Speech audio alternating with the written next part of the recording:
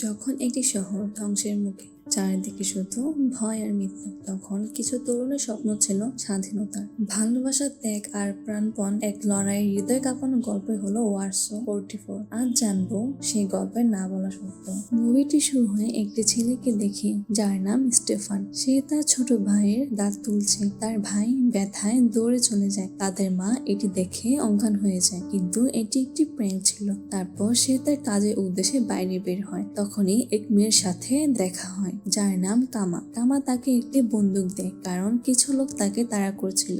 Stefan কিছু দূরে গিয়ে বাড়ির দিকে তাকিয়ে নাচতে থাকে, যা দেখে তার মা আর ভাই হাসতে থাকে। তারপর চলে যায়। কাজে পৌঁছে সেই বন্দুকটি কিছু বাক্সের পেছনে লুকিয়ে রাখে। তখন এসএস অফিসার ইউহান ক্রাউস তাকে তার গাড়িতে কয়েকটি বাক্স তুলে দিতে বলে। স্টিফান প্রথমে কথা না শুনলে তার বস এসে অফিসারের কথা মতো করতে বলে। আরেকটি বাক্স তুলতে গিয়ে স্টিফান স্বস্তি পায়, কারণ বন্দুকটি সেখানে ছিল না। রেগে গিয়ে অফিসার স্টিফানের কাছে কাগজপত্র চায়। কাগজ দেওয়ার সাথে সাথে অফিসার তার মুখে চাবুক মারে এবং এতে তার মুখ রক্তাক্ত হয়ে যায়। অফিসার চলে যেতে তার বস তাকে বন্দুকটি দিয়ে বলে সে কাউকে বলবে না, কিন্তু স্টিফান যেন আর এখানে কাজ করতে না আসে। এরপর সে কামাকে সব ঘটনা বলে। এতে কামা তাকে আশ্বস্ত করে যে সে তাকে নতুন কাজ এবং নতুন কাগজ দেবে। এরপর সে বাড়িতে গিয়ে তার ছোট ভাইকে গোসল করানোর সময় তার ছোট ভাই আঘাতের বিষয় জিজ্ঞেস করলে সে তাকে মিথ্যা কথা বলে। এটা শুনে তার মা সেখান থেকে চলে আসে। পরের দিন সে আগের মতো নেচে সেখান থেকে চলে যায় এবং কামার সঙ্গে দেখা করে। এরপর তাদের এক বন্ধু আসে যার নাম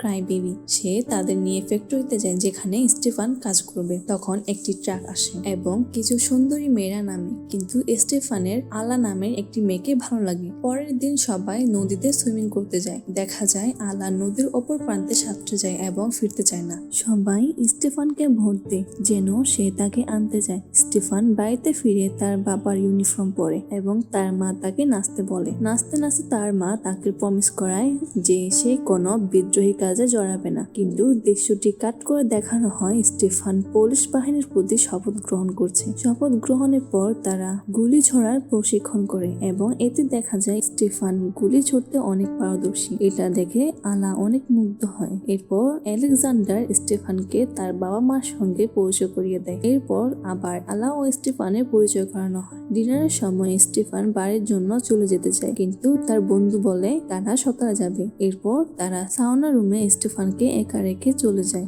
এবং তার বন্ধুদের সাথে লেকে নামে। রাতটা উপভোগ করার সময় তারা বিস্ফোরণের শব্দ শোনে। এতে তারা আরো বেশি খুশি হয়। দৃশ্যটি পাল্টে স্টিফানের মায়ের দিকে যায়, যে আগের রাতে ছেলে বাড়ি না ফেরায় খুবই চিন্তিত হয়ে পড়ে এবং সে যে বিদ্রোহী সেনাবাহিনীতে যোগ দিয়েছে এই খবর শুনে স্বামীর মৃত্যুর মানসিক ট্রমা থাকা স্টিফানের মা ভেঙে পড়ে। সে কান্নায় ভেঙে পড়ে এবং তার সন্তানরা তাকে জড়িয়ে ধরে। এদিকে আলার বাবা তাকে জাগিয়ে তোলে শহর ছাড়ার প্রস্তুতি নিতে, যুদ্ধ থেকে নিজেদের বাঁচাতে, কিন্তু আলা তার ভাইয়ের সাথে শহরে থেকে যায়। এদিকে স্টিফানকে দেখা যায় কামা তাকে যুদ্ধের কথা জানায় এবং ফ্যাক্টরিতে যেতে বলে। এরপর আলা আসে এবং কামাকে নিয়ে যায়। অন্যদিকে স্টিফান নিজের জিনিসপত্র গুছাতে থাকে। তার ছোট ভাই তাকে দেখে জিজ্ঞেস করে সে কোথায় যাচ্ছে, কিন্তু স্টিফান কোনো উত্তর দেয় না। তার ছোট ভাই তাকে না যেতে অনুরোধ করে, কিন্তু স্টিফান তার মাকে না জানিয়ে চলে যায়। পেছনে ফিরে সে তার পরিচিত নাচটা করে, যা দেখে তার ছোট ভাই হাসে আর তারপর সে চলে যায়। এরপর স্টিফান তার বন্ধুদের সাথে দেখা করে। আলা এসে তার ভাইকে খুঁজতে থাকে। দেখা যায় তার ভাই আলেকজান্ডার অন্য সৈন্যদের সাথে কথা বলছে। এরপর আলেকজান্ডার তার বন্ধুদের সাথে কমান্ডার কোবরার পরিচয় করিয়ে দেয়। কমান্ডার কোবরা মেয়েগুলোর মধ্যে একজনের সাথে ফ্লার্ট করতে চেষ্টা করে, কিন্তু ব্যর্থ হয়। তারপর তারা পরিকল্পনা করে এবং একটি স্কুলের প্রবেশের বিষয়ে আলোচনা করে। দেশের প্রতি নেওয়া শপথের কথা মনে করিয়ে দিয়ে তারা বেরিয়ে পড়ে। ভবনের ভেতরে চুপিসারে ঢুকে চোখের সামনে তাদের একজন সঙ্গীকে গুলি করে মেরে ফেলে। তাদের মধ্যে পাল্টা গুলি চালায় আর ক্রাই বেবি একটি গ্রেনেড ছুড়ে মারে। হঠাৎ স্টিফান একা এগিয়ে যায়। কমান্ডার তাকে নিষেধ করে, কিন্তু সে শোনে না। এরপর সে কোনোভাবে শত্রুদের একজনকে আটক করে এবং জিম্মিদের মুক্ত করে দেয়। তখন জিম্মিদের একজন সেনাবাহিনীর যোগ দিতে যায়। এইদিকে কমান্ডার কোবরা স্টিফানকে তার অবাধ্যতার জন্য বকাঝকা করে। বেসে ফিরে স্টিফানকে খাবার পাহারা দেওয়ার দায়িত্ব দেওয়া হয়। অন্যরা রাত উপভোগ করলেও স্টিফান পাহারায় থাকে। কমান্ডার জিজ্ঞেস করে সবাই কেন মদ পান করছে না।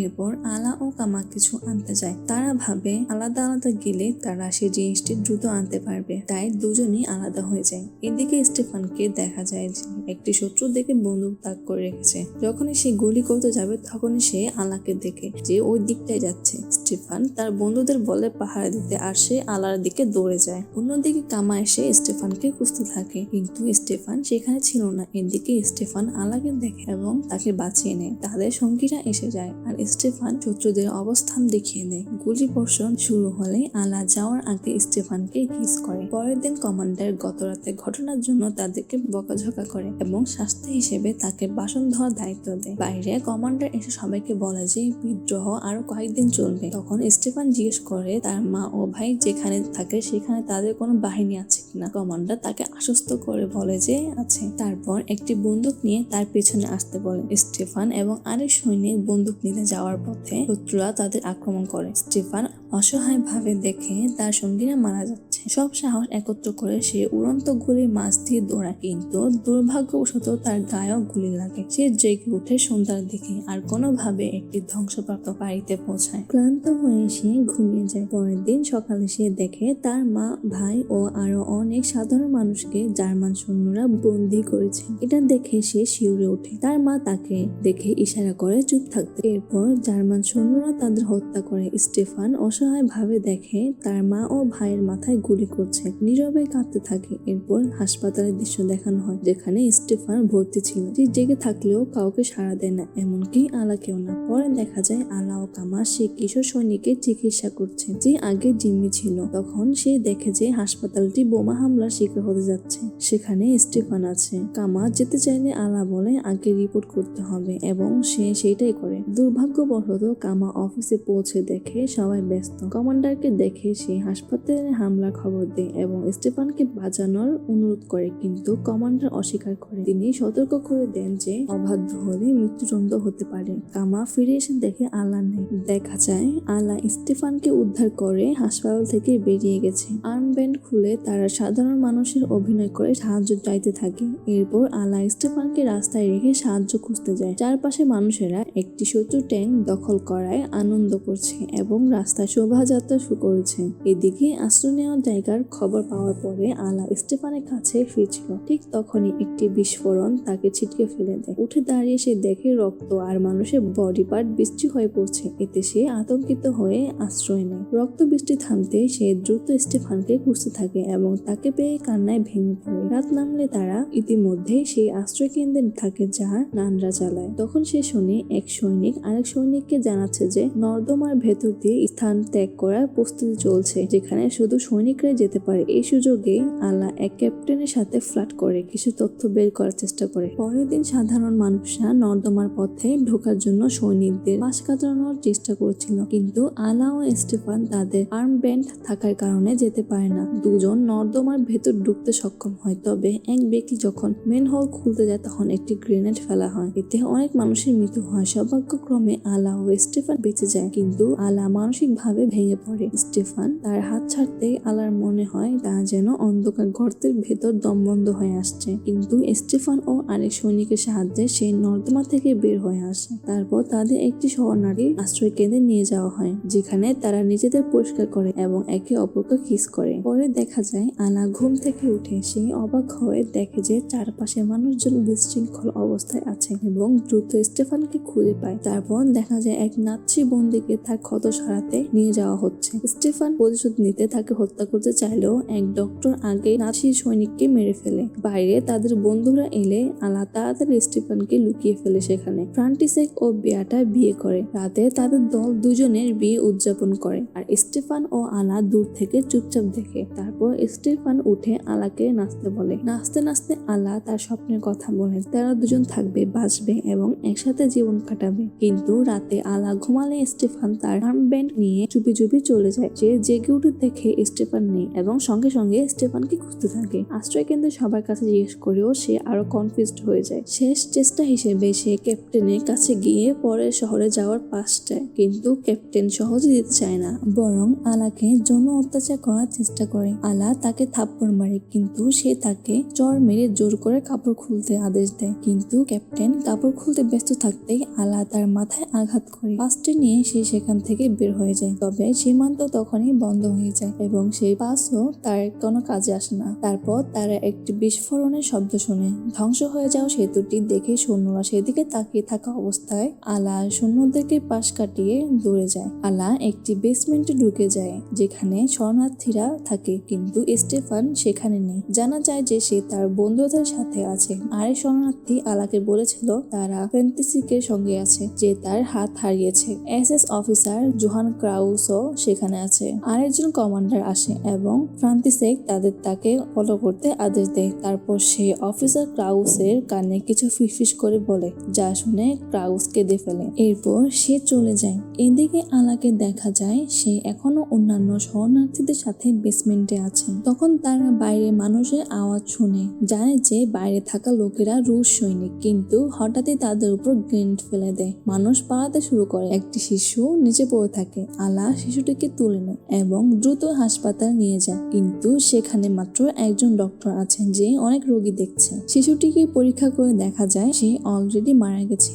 আলা চারদিকে তাকিয়ে মানুষের কষ্ট দেখতে পায় এবং রোগীদের দেখাশোনায় সাহায্য করতে শুরু করে। স্টিফান ও অন্যরা আবারও এক অভিযানে যায়। তখন সৈন্যরা হঠাৎ আক্রমণ করে। দুর্ভাগ্যবশত তাদের মধ্যে মাত্র একজন জীবিত থাকে, কিন্তু তাকে বাঁচাতে গিয়ে রগেল মারা যায়। রাতে স্টিফান ধূমপান করেছিল, তখন কামা আসে এবং তার সঙ্গে ধূমপান করে। এরপর তারা ইন্টিমেট হয়। তারপর দেখা যায় তারা একটি বাড়ির ভিতরে যায় এবং প্রত্যেক শত্রুকে হত্যা করে। একজন নিরস্ত্র সৈনিক স্টিফানের কাছে আত্মসমর্পণ করে, কিন্তু স্টিফান তাকে নিজেকে হত্যা করতে বাধ্য করে। দৃশ্য আবার আলার দিকে ফিরে, যেখানে সে হাসপাতালে শিশুদের গল্প শোনাচ্ছে, একই সঙ্গে এক আহত শিশু সেবা করছে। এরপর সে শুনে এক সৈনিক আরেকজনকে জানাচ্ছে যে স্থান ত্যাগ করার আরেকটি পথ আছে, যেখানে আবারও শুধু সৈন্যদেরই অনুমতি। একজন কর্মী তখন তাকে একটি ব্যাগ দেয় এবং সদর দফতরে যেতে বলে। সেখানে গিয়ে সে অবশেষে স্টিফানকে দেখতে পায়। সে দ্রুত স্টিফানের ক্ষত ঠিক করে, তারপর কমান্ডারকে অনুরোধ করে হাসপাতালে থাকা সবাইকে সরিয়ে নিতে।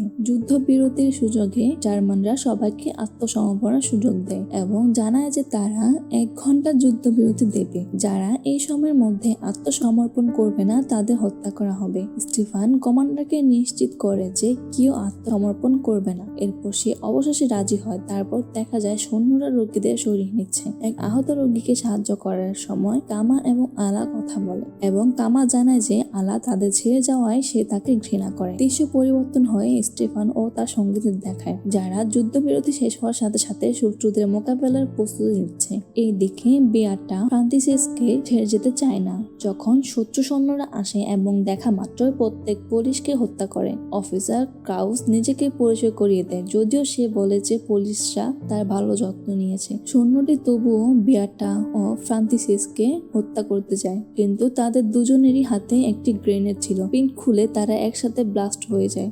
স্টেফানদের দেখা যায় গুলি চালানো শুরু হলে তারা প্রথমে পাল্টা লড়াই করতে সক্ষম হয়, কিন্তু শত্রুরা ক্রমাগত এগিয়ে আসতে থাকলে এবং তারা অস্ত্র ও আমোসকে হারালে যুদ্ধের পরিস্থিতি শত্রুপক্ষে চলে যেতে থাকে। তারপর শত্রুরা একটি ট্যাঙ্ক আনে এবং তাদের দিকে গুলি চালায়। ক্রাই বেবির গার্লফ্রেন্ড মারা যায়। সে কান্নায় ভেঙে পড়ে তার কাছে যেতে যায়, কিন্তু স্টিফান তাকে থামায়। যখন তারা দেখে শত্রুরা ট্যাঙ্ক এনেছে, তখন তারা স্থান ত্যাগ করার সিদ্ধান্ত নেয়।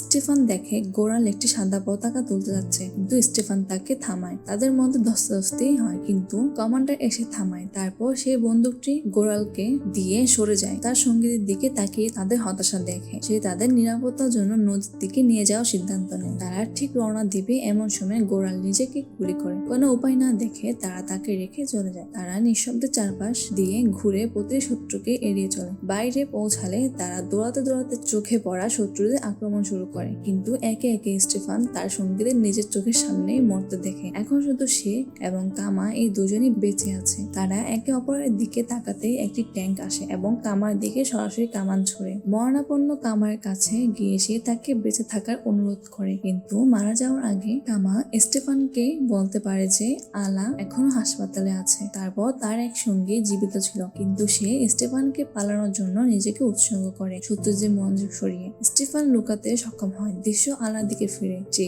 হাসপাতালে বেঁচে থাকা শিশুদের দেখাশোনা করছে। তখন এক শত্রু সৈনিক আসে। আলা শিশুদের সাথে বসে নিজের ভাগ্য মেনে নেয়। শত্রুটি তার সামনে বসে এবং মুখোশ খুলে ফেলে আর তার দিকে কিস দেওয়ার ইশারা করে। আর শেষে আলাকে কাঁদতে দেখি। তারপর স্টিফানকে দেখানো হয় যে যুদ্ধ শেষের ধ্বংসস্তূপের মধ্যে হাঁটছে। হাসপাতালে পৌঁছে সে দেখে নগ্ন মৃতদেহের একটি স্তূপ। দুর্ভাগ্যবশত শত্রু সৈন্যরা এসে তাকে দেখে ফেলে। সে যখন ঘুরে দাঁড়ায় তখন তার বন্দুকটি তার মুখের ভেতর রাখা। তার মুখোশ খুলতেই বোঝা যায় যে তার সামনে থাকা শত্রুটি আর কেউ নয়, অফিসার ক্রাউস।